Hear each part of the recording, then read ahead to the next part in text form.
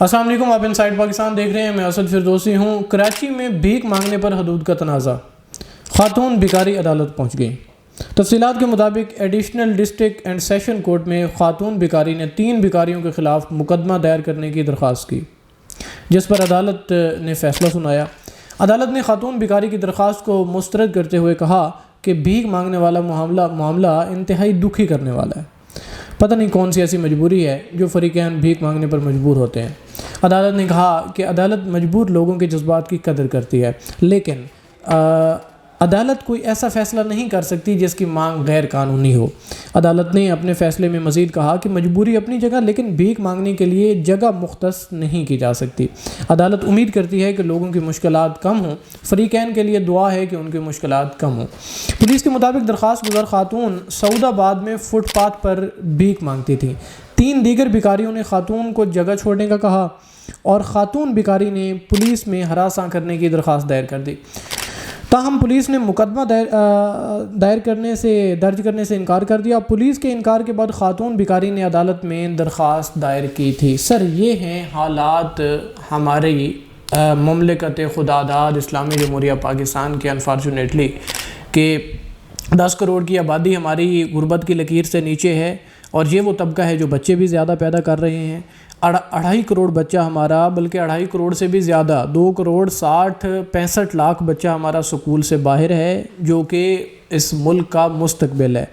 اور ہماری عدالتوں میں جو کیس چل رہے ہیں، یہ صورتحال آپ کے سامنے ہے کہ بھیک مانگنے کی جگہ کے اوپر تنازع ہو گیا، ان کا آپس میں جھگڑا ہو گیا ایک خاتون بھکاری کا 3 بھکاریوں سے، اور اس نے کہا یہ میری جگہ ہے، یہاں پہ بیٹھ کے میں بھیک مانگوں گی۔ یہ وہ لوگ ہیں جو پروفیشنل بھکاری ہیں، اور یہ مافیا ہے، بہت بڑا مافیا ہے، اور اس کے خلاف ایکشن ہونا چاہیے، اس کے خلاف ایکشن ہونا چاہیے۔ میں نے پچھلے دنوں اس کے اوپر ایک پورا پروگرام بھی کیا تھا، جس میں ان کی ساری تفصیل بتائی تھی کہ پاکستان میں اس وقت کتنی تعداد ہے بھکاریوں کی، اور یہ کتنا پیسہ عوام کی جیب سے نکال رہے ہیں۔ اور یہ لوگ جو پروفیشنل بھکاری ہیں، یہ جو مستحق لوگ ہیں، ان کا بھی حق کھا رہے ہیں، اور جو مستحق ہیں، حقدار ہیں، ان کے جذبات کی ہم قدر کرتے ہیں، ہم ان کو احترام کی نگاہ سے دیکھتے ہیں۔ اور وہ زیادہ تر ایسے ہوتے ہیں جو گھروں سے باہر نکلتے ہی نہیں ہیں، اور اگر گھروں سے باہر نکلتے ہیں تو ان کی کوئی ایسی مجبوری ہوتی ہے کہ وہ کام نہیں کر پاتے، وہ پیسے نہیں کما پاتے، وہ کوئی چھوٹا موٹا کاروبار نہیں کر پاتے، اور وہ مجبور ہوتے ہیں، تو وہ مانگنا جو ہے وہ بھیک مانگنا شروع کر دیتے ہیں۔ لیکن یہ لوگ جو پروفیشنل بھکاری ہیں، جو مافیا ہیں، یہ ان لوگوں کا بھی حق کھا رہے ہیں، اور ان کے خلاف قانونی کارروائی ہونی چاہیے، اور ان کو ذرا سختی سے اس کے اوپر ایکشن ہونا چاہیے، اور ان کو پکڑا جانا چاہیے، اور اس کے پیچھے دیکھنا چاہیے کہ دیکھیں، اگر یہ خاتون واقعی حقدار تھیں، مستحق تھیں، تو کیا وہ عدالت میں جاتی؟ جب ان کو دیگر 3 بھکاریوں نے کہا کہ آپ یہ جگہ چھوڑ دیں، تو وہ چھوڑ کے کسی اور جگہ پہ جا کے بیٹھ جاتی، تو وہ چلی گئیں عدالت میں۔ پہلے پولیس کو جا کے کہا، ہراساں کرنے کی درخواست دے دی، اور اس کے بعد مطلب یہ کیا ہو رہا ہے؟ انفارچونیٹلی ہمارا پوری کے پورے قوم کا جو مائنڈ سیٹ ہو گیا ہے، وہ بھکاری پوری دنیا میں ہماری انفارچونیٹلی جو امیج بنی ہوئی ہے، سب لوگ آ رہے ہوتے ہیں، ان کی انٹری ہو رہی ہوتی ہے، جیسے ہی گرین پاسپورٹ آتا ہے، پاکستانی سائڈ پہ ہو جاؤ، تم رک جاؤ۔